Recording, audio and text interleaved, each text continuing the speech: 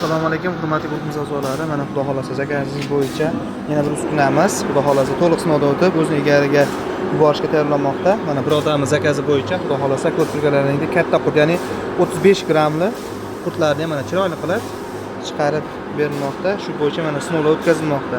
Bu albatta seximizdagi sinovi to'liq sinovdan o'tkazilib, birodarlarimiz o'ziga yuboriladi. Ma'qul kelsa, keyin xudo xolasa ustunovka dastavkalarini qilib beriladi kelishilgan holatda. Eng katta qurtlar 35 gram ekan. Katta qurtlarni bunday chiqargandan keyin albatta bu kichkina qurtlarni ham xudo xolasa bundan Alloh chiqarib beradi xudo xolasa mana. 35 gramli katta qurtlar.